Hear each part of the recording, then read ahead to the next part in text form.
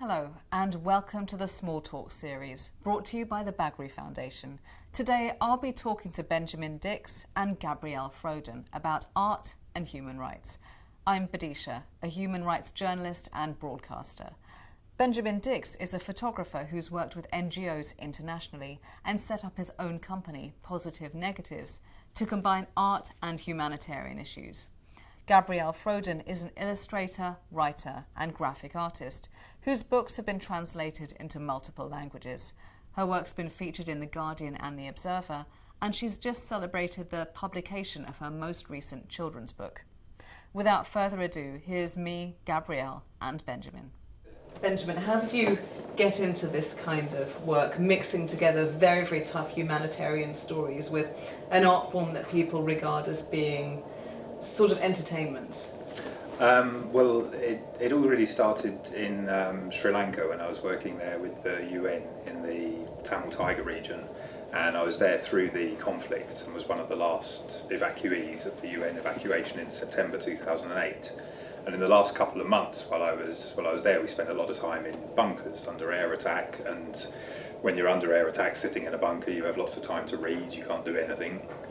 And there were books lying around, and two of them were Palestine by Joe Sacco and Mouse by Art Spiegelman.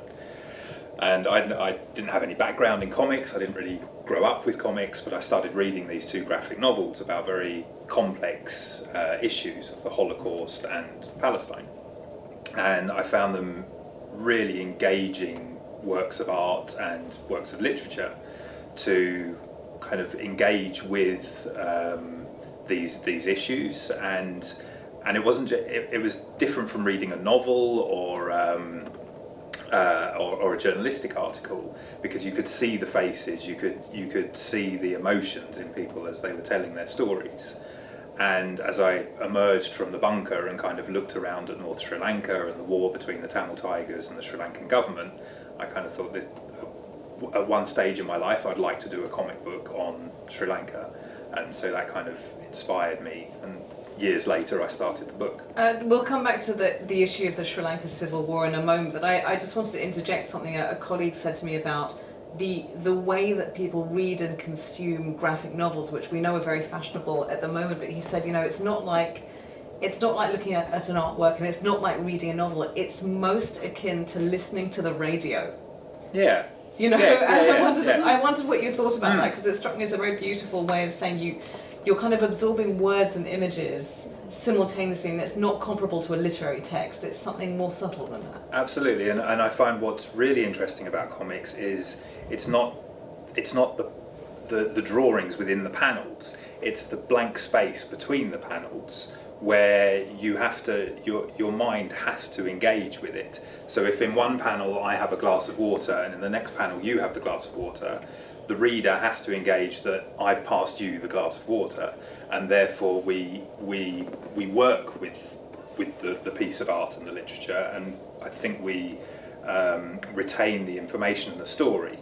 So I've had people come back to me, you know, a year after publishing Almaz about a migrant worker, and they can remember the story in minute detail much more than if they had read an article, a journalistic article about a migrant worker, because their brains had to kind of engage between the panels. I have to bring this up because last night on Newsnight there was a not related, but the issue is related, a story about a woman an Afghan woman who'd been killed by mob violence after being set up in a shop. Someone accused her of burning the Quran, she hadn't, and the onlookers and perpetrators had filmed this complete mob killing. It was completely and utterly devastating to watch and extremely triggering, but I was watching that sort of few hours after reading your comic strip about Almaz, who is a migrant worker in Saudi Arabia, is that right? Correct. And she's abused terribly by the family, she's bossed around by the woman of the family, and she's raped repeatedly by the son of the family, and the trauma of that. And I remember thinking, my God, this comic strip conveyed the trauma absolutely correctly without ever being triggering or horrifying or sort of being titillating, in a way that this news report, which is supposed to be so much more responsible, actually had me tweeting them saying, you guys, what the hell do you think you're doing? You didn't even give a warning before making people watch a woman being abused by 120 men graphically and in real time. And actually your comic strip was much more affecting than this thing where I felt like I'd sort of colluded in violence against women. Yeah, and I mean that's something that's really important in our projects, that I find it far more powerful when it's left to my imagination. We don't need to show that. No, exactly. We can imagine that, for God's sake. It doesn't make it better. Exactly. We can see the son grab Almaz, and we don't need to see the rest of it. We understand what's happening, and the next panel is Almaz sobbing as she's back cleaning the floor, and we can just within those 2 frames we understand what's happened, and then we see her complete isolation and her how she's trapped in that experience. They've got her passport, she can't leave, and this will repeat over and over again.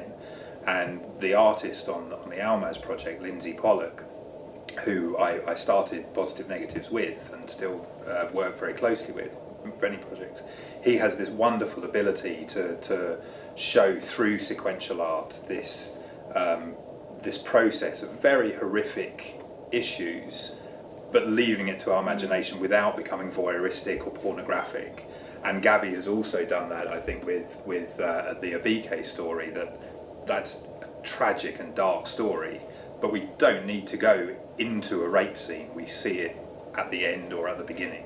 Let's bring you in here, Gabby Frödén. The story that we've just been speaking about Abike is a tale which is actually much more common than people think. It's a sort of hidden form of abuse, which is about trafficking and forced sexual slavery, whatever you want to call it. I mean, I even think the phrase forced sexual slavery doesn't quite convey the trauma of what this is about. So there are layers of crimes, usually involving kidnapping and deception and brutalization through rape and through other forms of threat before the commercial side of the exploitation actually starts. How does it feel for you as an artist, being given the responsibility really of taking on board a real woman's story, which is representative of many other real stories? Well, it's quite difficult. It is quite difficult because inevitably you have to imagine, even if you don't draw the rape scene, you will have to imagine it. And there was a difficult few weeks of sketching out a BK. Once you've got past that, you can slightly put it aside because you have to. You cannot live. I don't know how she is still alive, which is amazing. It's a testament to her strength. But it's also a real honor to be allowed to draw a story like that. A lot of the time as an illustrator, I mean, I started in children's books, which I love doing, but a lot of the time you also take on commercial projects, which is selling a product or doing advertising or something. So it's so nice in some ways to be able to do something that really matters. So if that causes me a little bit of distress, I think that's worth it, because it's a story, like you say, so common. And it's one of these, we had a conversation about how common it is, because it happens all over London, all over the country. And we have this image where a man is just walking down a normal street and he just turns in one gate and down the stairs, and it looks like any house anywhere, other people walking past. And we walk past those places all the time. So, and that's really frightening. I feel like a lot of my friends and family have really been affected by it as well, by me talking about it a lot. I did an event in Oxford where we screened the film Lakshmi, which is about trafficking in India. And one of the things we kept saying on the panel was, look, this is not something that happens far, far away with foreign, terrible people who are brown and black and yellow. I promise you, in Oxford, if you walk down the high street, one of those houses will contain trafficked women or sexually exploited women in some way. So please don't think that this is some sort of thing which is to do with race or culture or religion or something else. And the audience always sort of slightly resists that, I feel, because it's very easy to be colonial about it and say, you don't want to accept that you're a part of that, or that your culture is a part of that exploitation. Exactly. But one thing I wanted to ask you was, do you feel a sense of reward when you bring out the next project, or do you have what I call activist fatigue, which you must have both encountered, which is if you've worked in human rights for a long time, there's a kind of a tendency to say, you know what, the world is so awful, I want to shut the door and just do the big commercial project because, you know, I'm talking and nothing is changing. Gabby, we'll come to you first. Well, I think it's always important to take a little bit of a break. Whatever you do, just a few days even, to not work on anything. Maybe just spend some time with friends or do something completely different. So far, it was really satisfying to be able to show a BK in The Guardian,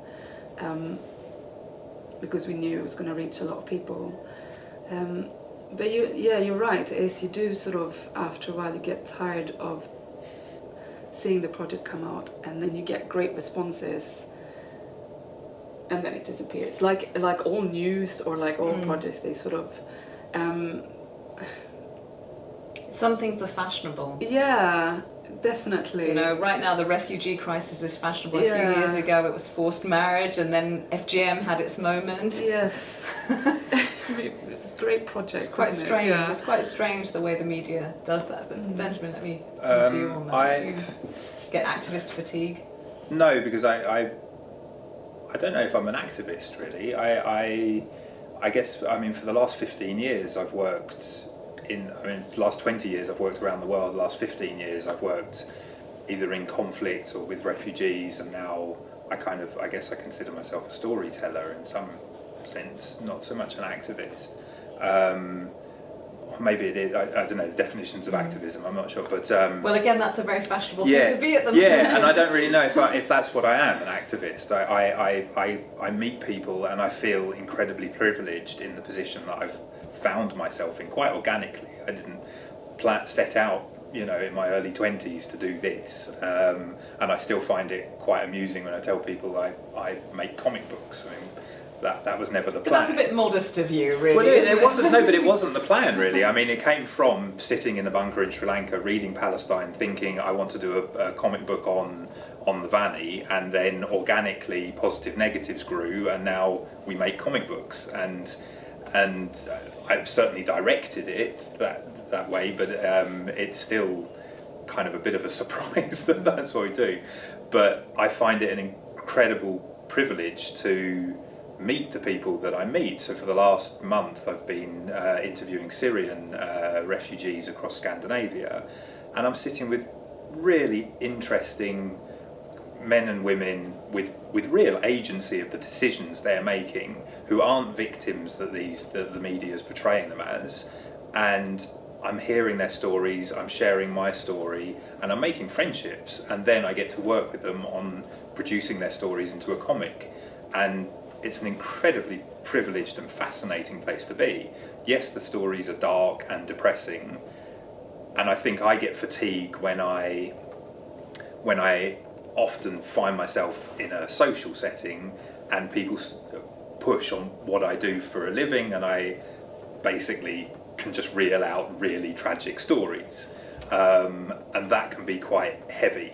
But as far as I carry it myself, I find it more inspiring that I'm meeting people like Almaz and the Syrian people I'm working with now, who have been through horrific moments in life and are fighting and pushing on, and that inspires me. It doesn't really get me down.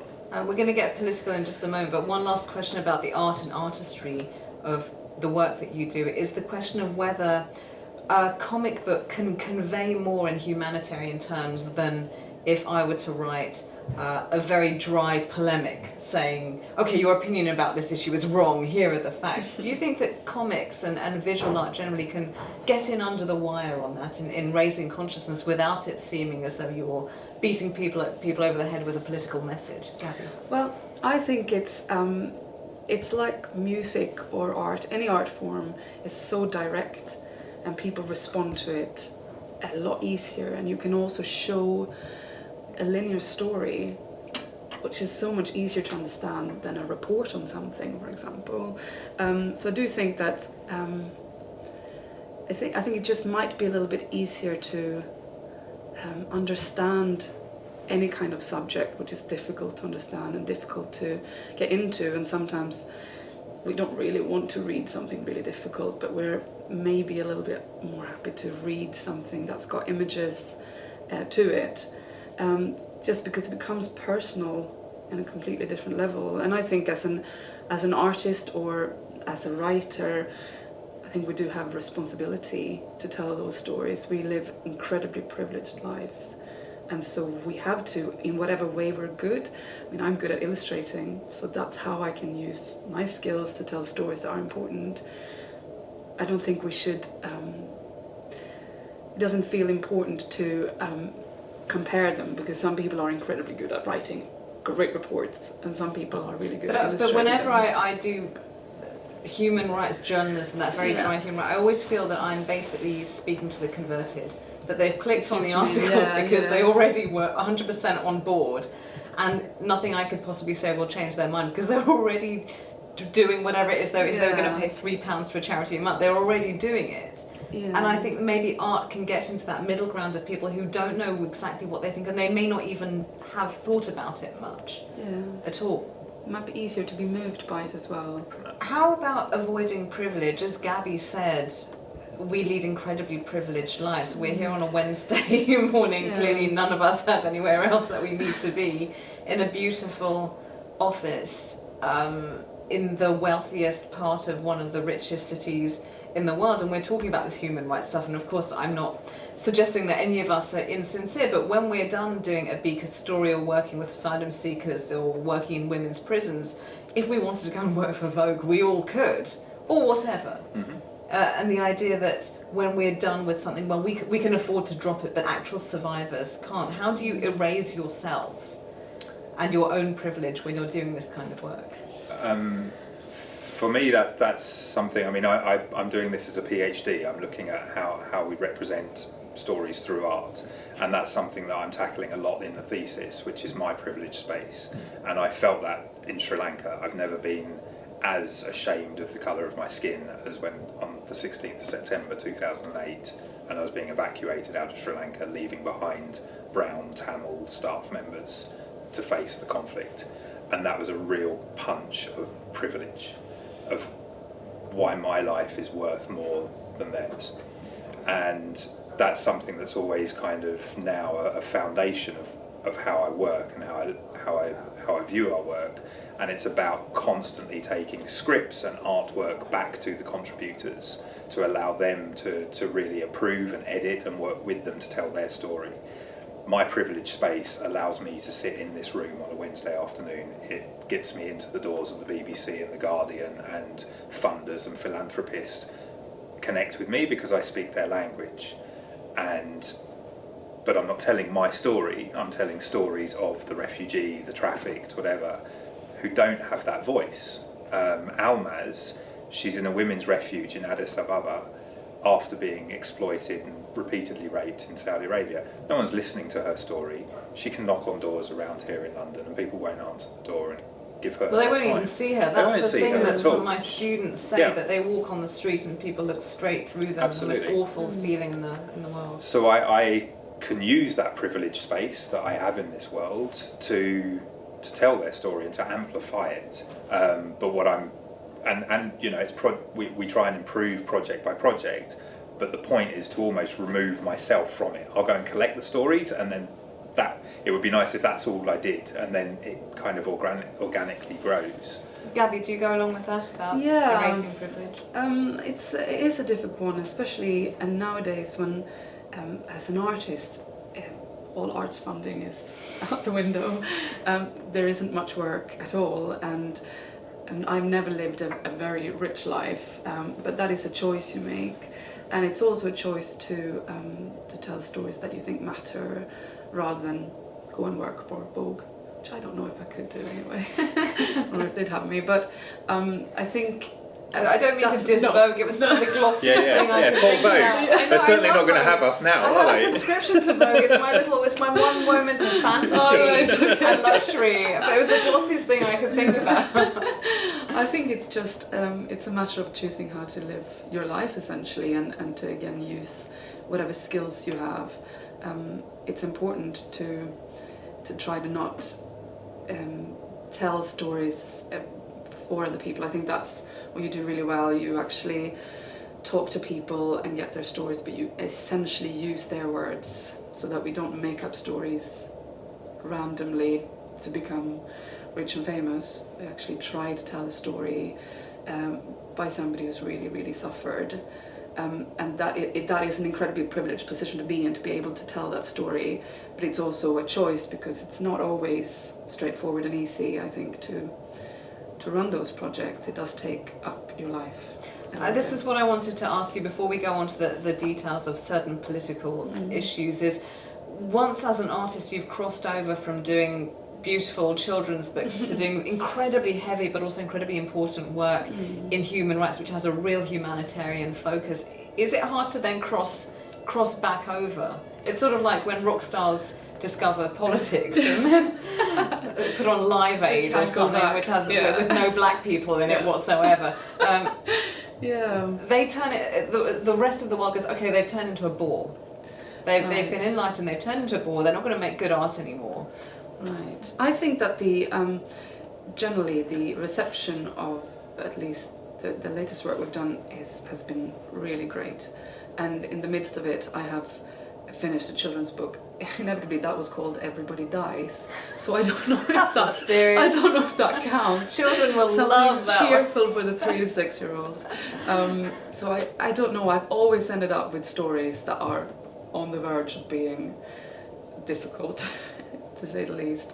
I think it's also a relief in some ways to go from telling horrific stories to also tell something a little bit fluffier at times, because we all need that. We all need a slightly fluffy story. You need Vogue every now and then. I do need Vogue. Apologies to Vogue. To get a break from your hard work. But you don't feel it's pointless? No, not at all. No, especially not children's books. How could that ever be pointless? You can tell.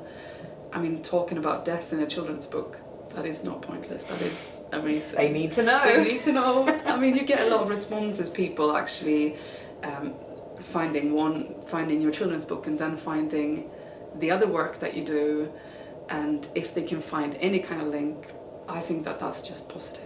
I don't think that's bad at all. Benjamin, you want to come in? Yeah, and that's something that we've spoken about as well, is how we can potentially get some of our work into children's books. Yeah. So, I mean, probably not 3 to 6 year olds, Yeah. but young teenagers, and how you can Absolutely. discuss refugees, exploitation and stuff, but for a younger market. So it's not so graphic, but people can really connect with. That's the guy that I was sitting next to on the bus today. You give a face to these people. Amnesty have done a great series of large format kids books illustrating things like international human rights law with little pictures saying, that means that you and your friend have the same, but they're beautiful. Yeah. And they have done one about, I think about a Syrian refugee.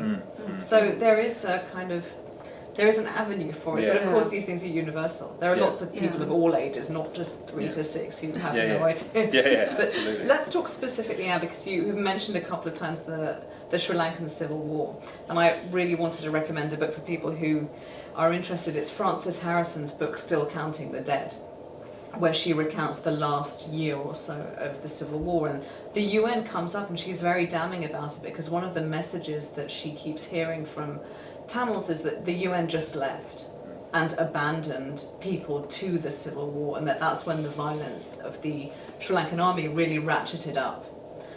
And I wondered if obviously you've worked for them and you can't say anything specific about that. Well, that was my chapter. That chapter in the book Really? is my story. Yeah. And how you feel about that, because there was a real sense of abandonment by Tamils, and the violence got so much worse. And I was furious about that. I mean, I furious. I was. It was the most poignant, darkest chapter of my life. I mean, I never want to go anywhere near something like that again. It was when you've lived and worked in a place for 4 years, a very small community, an incredibly tight community, is completely, controlled by the Tamil Tigers, and who I have critiqued a lot as well. and then the UN pull you out. I mean, I spent my last couple of days running around saying goodbye to colleagues and friends who I'd known for 4 years, who witnessed their babies being born, gone to their weddings, gone to funerals, was part of a community, and suddenly you're putting these people in a bunker and trying to use the last bits of resources that the UN has there on the ground to reinforce their bunkers, giving them a hug goodbye, and as I've said before, the white man leaves and can go off on holiday, and you leave them to an impending doom of forced recruitment by the Tamil Tigers and all kinds of abuse by the Sri Lankan government. And we drove out on the morning of the 16th of September with Kafir jets. We were travelling south, Kafir jets were flying north and bombing the place. And I then spoke quite openly about the critique of the UN situation and the evacuation, and it was an incredibly difficult chapter in my life. Let's talk a little bit about politics and party politics. I used to think, until this government we're in, I used to think that it didn't particularly matter who was at the top of the English political structure at all, and now I feel that actually we do live in a world which is much more suspicious of outsiders and people who are different, and much less tolerant about talking about human rights, which this government might seem as being sort of softcore. The idea that we would even be discussing eroding or changing or doing away with human rights law seems something I couldn't have imagined, say, 6 or 7 years ago. Do you think that the climate for human rights people is harsher than it used to be? Yeah, I mean, I think the constant dialogue in politics, and especially if we look now what's happening in Calais, and the constant debate on migration and migrants, this word, migrant, I hear every morning when I listen to the Today programme. We're dehumanising these people. And that they don't call it the refugee crisis, they very deliberately call it the migrant. The swarm. The swarm, the hordes, the marauding hordes. I mean, it's almost funny. It's almost funny. It's almost funny. It's very almost. I find it similar in Sweden at the moment. Really? Yeah, it's really, because I'm Swedish originally, and have the same sense of fear of these strangers coming and taking over your country, and your life being all of a sudden a lot more difficult. And it just seems really common around Europe at the moment. Why do you think it is? What do you think the fear is really about? I don't know. I think it's when there's less money and when there's less, I suppose, resources to do exactly what you want to do with your life, you have to find somebody to blame for why your life is a little bit harder. Scapegoating. I feel that way, and I think in Sweden it's rare that there are as many people coming to the country at the moment in desperate need of help. So there is a change, but Sweden especially do have the resources, and we don't need to give up very much or anything to help people who are coming from war-torn places and terrible experiences. But you have to see it, and you have to see it perhaps every day on your way to the shop. All of a sudden there are actually people on the street, which is 5 years ago there wasn't. So there's a change, and people are incredibly frightened. It's like you want to ignore that anything bad is happening, and as long as we're okay, I don't really want to engage with the wider world, and I think that's probably been Sweden's problem for a long time. I think it's very interesting that you say that, because so often the message is, well, if you want an enlightened society, look to Scandinavian countries and look to Sweden. It's like a sort of kind of running joke. Yeah. And the argument that I always hear coming back is, well, actually these countries aren't very good on multiculturalism or multicolorism or whatever it is you want to call it. So, existing in a sort of perfect bubble which excludes others is not exactly... And it's small countries. All Scandinavian countries are small and Sweden hasn't been that affected by the Second World War, for example. So I think you're not used to having to step in and do your bit, because you've always chosen not to, and now that you don't really have a choice because people are coming from a lot of places, I think people are slightly shocked because they have to make some decisions and they have to maybe give up a little bit and dig their heels in a little bit.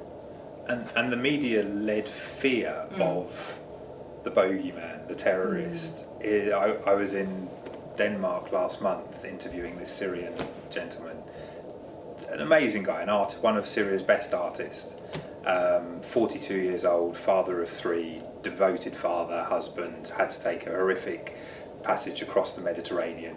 He's now in Denmark, and I spent 3 days with him interviewing him, and we went to the supermarket. He loves pistachios, so he had to get. I had actually eaten a lot of his pistachios. We had to go and get some more pistachios.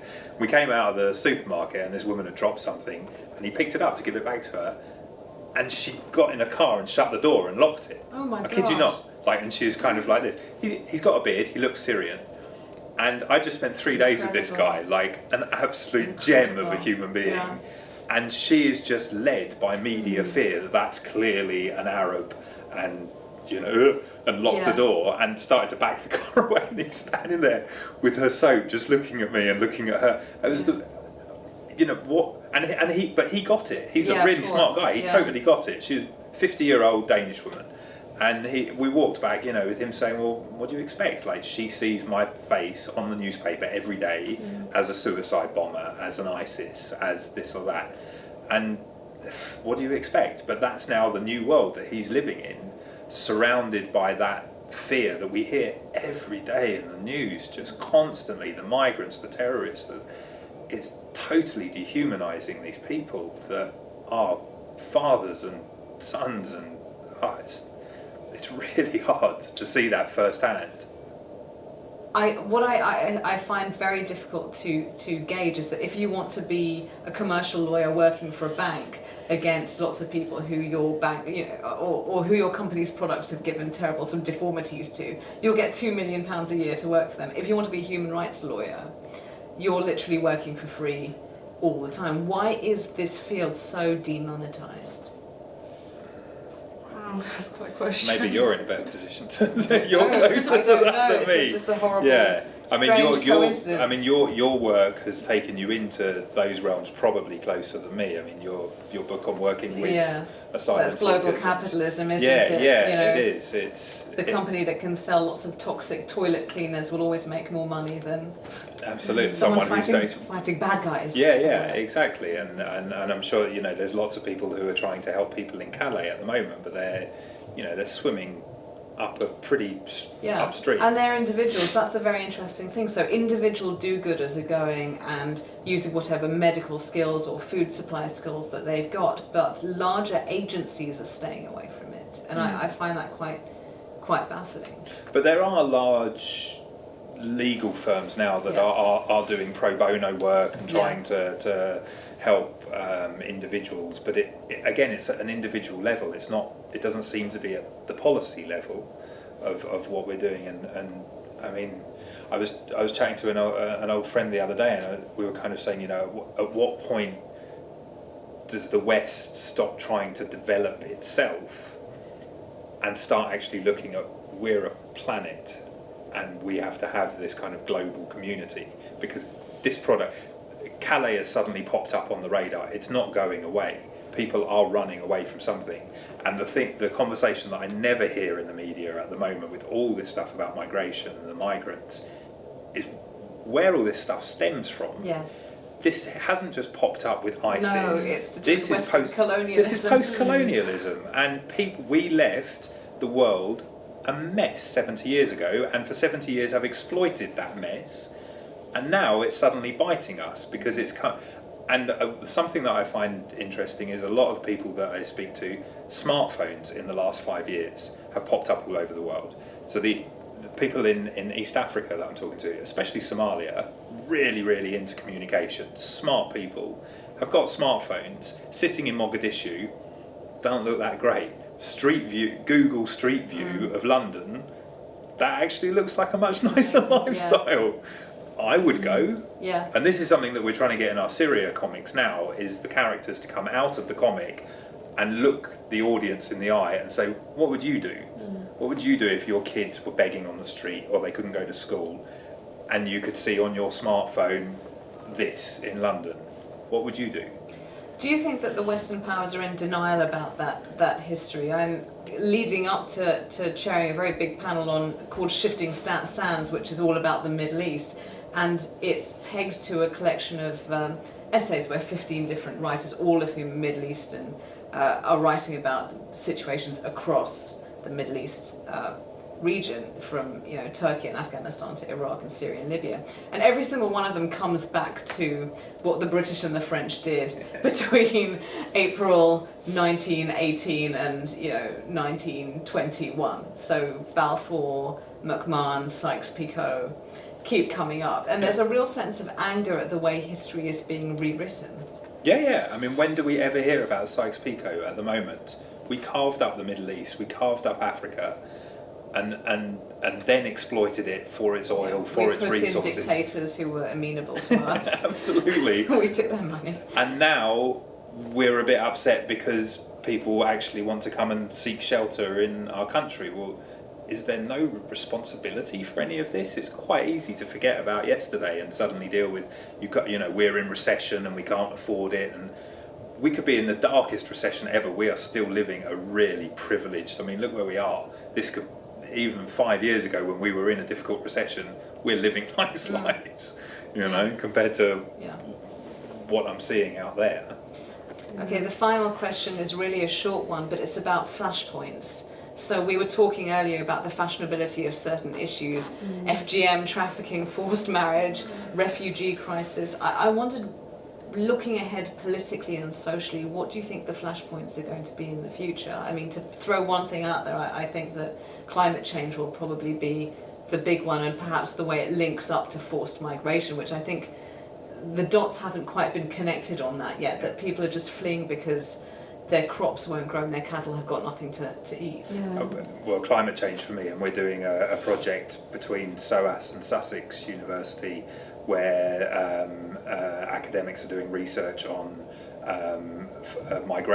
rural to urban migration because of climate change in 7 cities around the world, and how the stresses on those urban centres are being felt with the rural migration. So we're going to take that research and turn that into comics and work with 7 artists from those 7 global cities. But I'm sure there'll be a massive migration stroke conflict over water in our lifetime. So this is what we're looking ahead to, World War III. Yeah, it's not looking good. South Asia and the Indus, the Brahmaputra, the Ganga, there are serious global water problems. Yeah. I just got a message actually from University of Glasgow this morning and saying, have you done anything on climate change? Because Abika was great. It was a great way to tell this story, and I think you're absolutely right. It's the next big thing. I would personally love to be able to do more on feminism. That would be brilliant, because it's a never-ending fight, isn't it? So I think we'll probably see a lot of that. But then if we are managing to push our own stories as well a little bit, I think it'd be brilliant to be able to be part of choosing subjects that maybe are not as popular and not as trendy, but still matter massively. I mean, a big one that I want to do here is on homelessness. Every time I come back to London, I just see more and more people on the streets. Yeah. And I got on a night bus last year, and I remember it was like 3 a.m, and the whole ground floor of the night bus was people asleep in sleeping bags, and it was doing the number 38 going up to Clapton Pond somewhere. And it was just such a shock. I'd just come back from somewhere, I can't remember, but it was just such a shock of this is this global city, and there's a night bus which is basically a homeless shelter moving around the city. And that's the sort of thing that isn't a headline story, but it's exactly the kind of project I'd really like to do. Who are these people and where have they come from, and what's their story? And that's something. Okay, I think we have to wrap it up, but we've, at least for viewers, given a sort of window into your work and opened the door on a range of issues. So the challenge in the future is avoiding World War III, battle over natural resources, and also looking at a much more national and local level at issues like homelessness and increasing inequalities. So on that note, and perhaps this is to be continued and we can speak again in a couple of years' time, Gabby Frödén and Benjamin Dix, thank you very, very much. Thank you. And goodbye. Thank you.